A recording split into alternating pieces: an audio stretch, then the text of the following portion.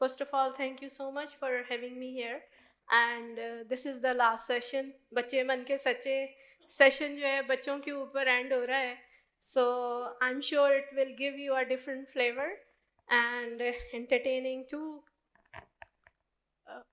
Sorry.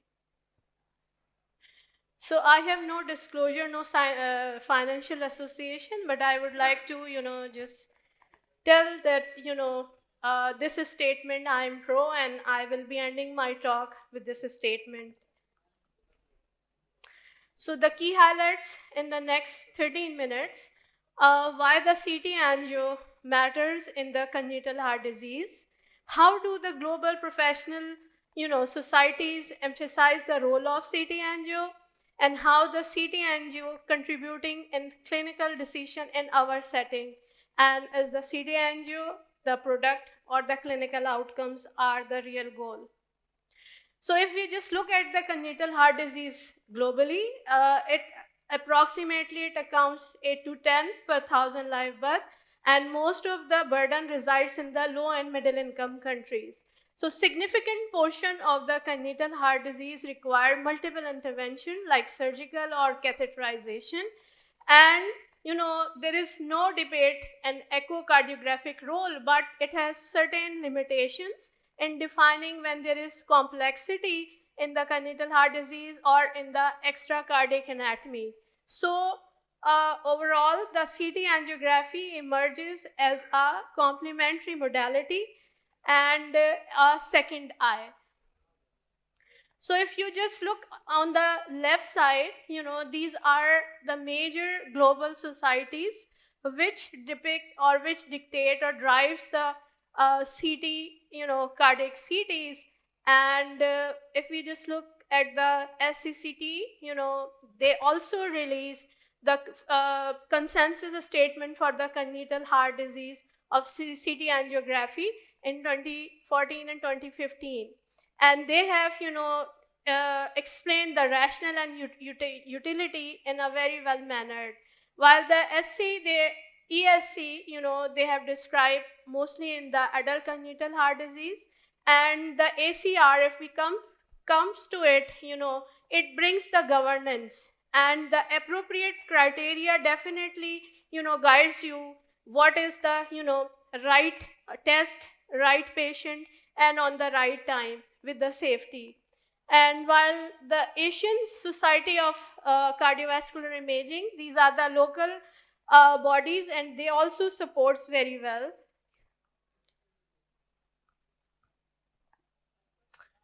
So overall, if we just look at the role of congenital heart disease, so there is no disagreements in its role.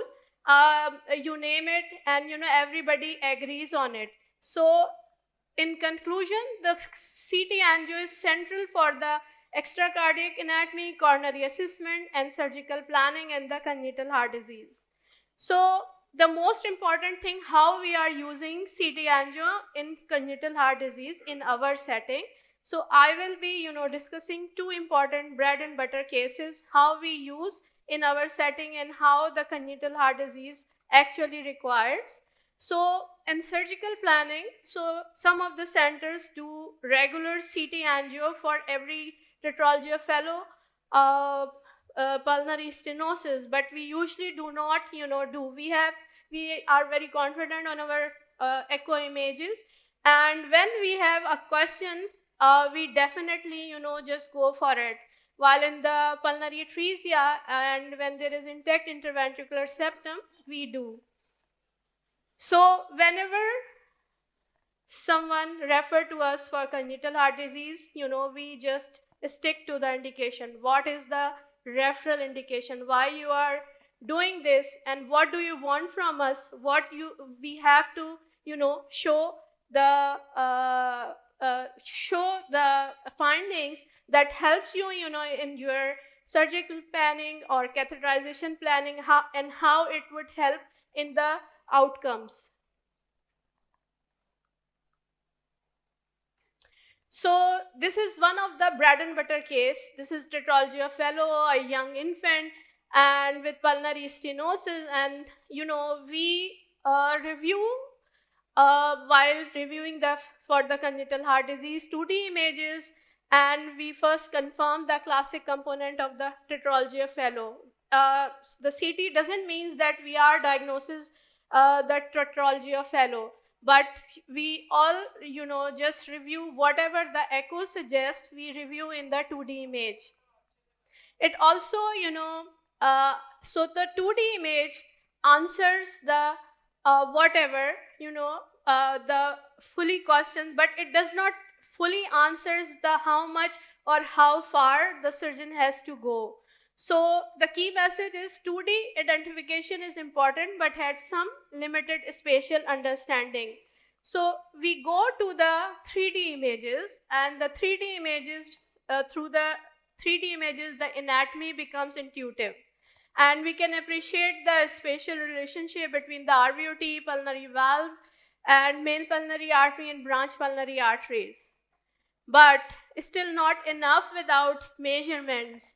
So if we do not do the measurements, the congenital heart disease की जो आपकी importance है वो बिल्कुल आप अधूरी रह जाती है. And just you look at, on the right side, the 3D image, मैंने अभी पिछली slide में कहा कि जी 3D is very good and intuitive impression देता है, लेकिन look at this image, how, obscuring to the right branch PA.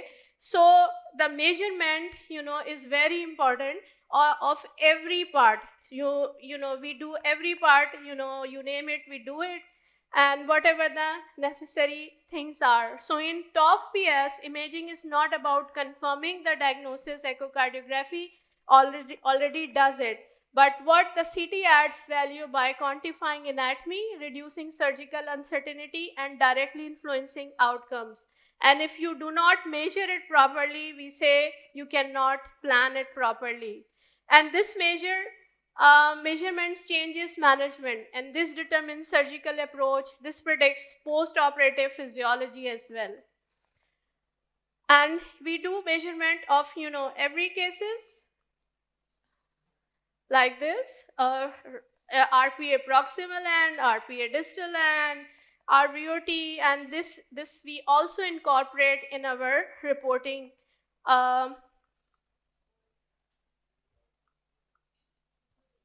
So if possible, we also show the images for the colleagues that helps in understanding. And we usually make the comprehensive report in which we not only we try to incorporate the images, so it gives the better idea to our colleagues. So now this is another most important bread and butter case. This is the neonate, 10 days old, tetralogy of Fallot with pulmonary atresia, and the CT was done pre-PDA stenting.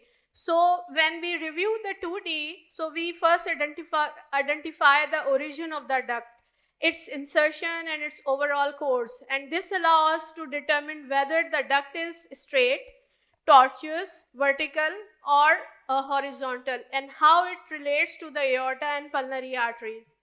And the 2D image help us localize the duct and assess surrounding structures, but it does not yet fully procedural planning. So here the 3D effects comes. So 3D effects, it helps in defining the entire ductal morphology in one view, its curvature, angulation, spatial relationship with the branch pulmonary arteries. It also helps in access strategy becomes clearer, the stent orientation can be anticipated, and the risk of branch PA jailing can be predicted. So again, the measurements are very important. So no CT, without measurement is complete. So when we do, the true value of the CT angio lies in precise measurement, not visualization alone. So we do ductal length measurement, क्योंकि ये decide करना है कि जी कितने stent पड़ने हैं और कितना ओवरलैप करना है स्टेंट ने, डक्टल डायमीटर की कितना बैलून से डायलेट करना होगा, पल्मनरी आर्टरी इंसर्शन की कितना जेल कर सकेगी an aortic end. So every millimeters matters. Small error here translate into major procedure complication. So in PDS standing, CT angio turns anatomy into a strategy, definitely. So I am, just skipping due to the short of time. Just let me, just come to my last highlight. So this is one of the picture during my fellowship. This is Dr. Babar and I am. जब भी हम round पे आते थे तो एक question होता था. So what is the probability of this test? How your test help in the patient outcomes? How it help in the patient management. सो बड़ी सड़ती थी हमारी, ये सर को आते हैं उनको यही बातें करनी होती हैं. But in the later slide, let me tell how it is important for us.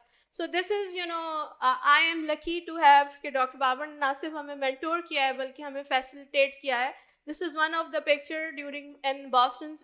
She is on the right side. The first lady is Dr. Lisa, and she is the founder of C3PO catheterization registry. And I was lucky कि मैंने उनके साथ काम किया. और जब मैं वापस आ रही थी, so she said कि look, when you go back, you have to be focused on the outcomes. Do not do anything without the outcomes. This is Dr. Rajesh Krishnamurthy. Recently, he is my mentor, and I used to, review the images with him. Initial days में मैं बड़ी वो होती थी कि जी beautiful images अच्छे लगते हैं और होने चाहिए, और थोड़ा सा मैं वो हैकी पैकी करती थी. तो एक दिन he said to me, look Padma, I am not the artist. I am a doctor. My intention is to identify the image and identify the diagnosis and help my colleagues to improve the outcomes. So always, just importance is, you have to be cognizant on the image, but the impact of the image is more than that. So definitely, now this is the time. This is the time that traditionally, initially, the imaging success was measured by image quality, scan numbers, and throughput. But now the value-based imaging concept is coming in, and imaging only creates value when it improves diagnosis, guides management, enhances safety, and avoids unnecessary downstream procedure. So this is one of the important landmark consensus statement that released in 2021, and that shows from the radiology group its ability to improve diagnostic confidence, its role in the guiding, or they are saying they are changing the focus from doing imaging towards helping in the clinical care. So this concept came from the value-based healthcare concept that was suggested by the Michael Porter in 2010. So overall, my key message in summary, value-based imaging is not about doing few CT scans, but about doing the right CT scan for the right patient to achieve better outcomes at lower cost. This consensus framework is important, relevant in congenital and pediatric cardiac imaging, where inappropriate imaging increases cost and radiation exposure and system burden without improving outcome. So this is a very important forum. So on the behalf of the forum, I would like to say that in congenital heart disease, छोटे दिल होते हैं, बड़ी बीमारियां होती हैं, and we have to be very meticulous. अगर हम अपने eye sees when the brain knows, अगर हम अपने दिमाग में value को नहीं रखेंगे, then we cannot save our kids or growing child, our future. So these are our future, and thank you so much.